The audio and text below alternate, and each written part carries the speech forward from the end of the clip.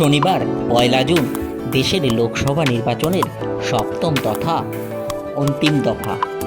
আর এই শেষ দফা নির্বাচনের আগেই দেশ জুড়ে চর্চার কেন্দ্রবিন্দু হয়ে উঠল ফের একবার নরেন্দ্র মোদী ও তার কন্যাকুমারীতে ধ্যান করা।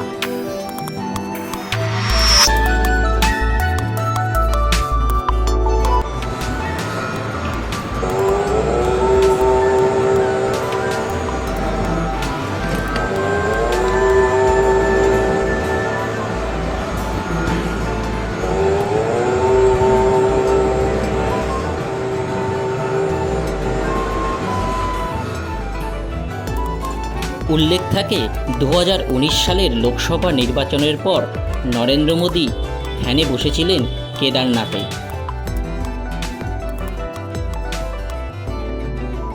আর এবারে তিনি ধ্যানে বসেছেন ধ্যান মণ্ডপম নামে পরিচিত সেই বিখ্যাত জায়গায়।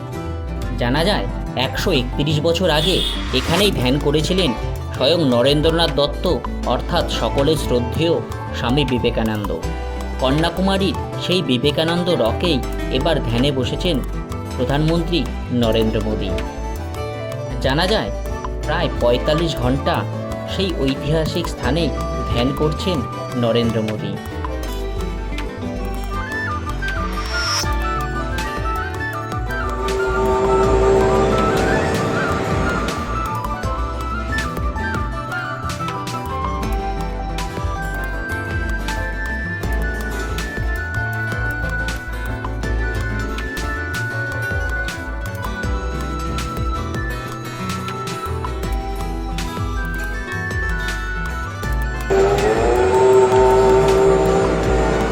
উল্লেখ থাকে ২০১৯ সালের লোকসভা নির্বাচনের পর নরেন্দ্র মোদী ধ্যানে বসেছিলেন কেদারনাথে।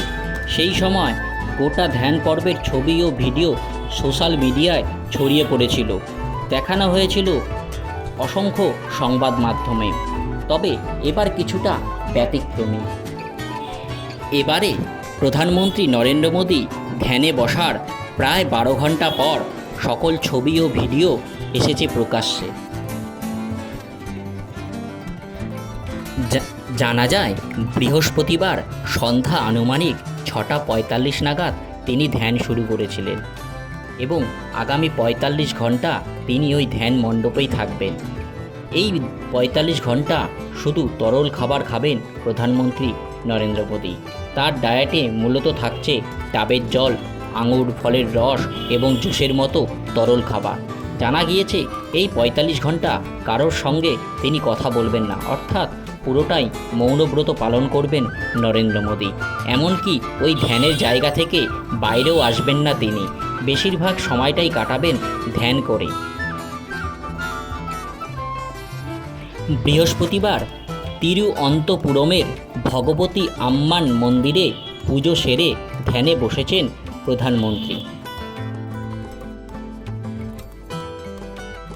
নরেন্দ্র মোদীর নির্ধারিত সময়সূচির ধ্যান পর্ব শেষে উঠে কী বার্তা দেন, তার অনুভূতির কথাই বা কী জানান, সেই দিকেই তাকিয়ে এখন সকলে।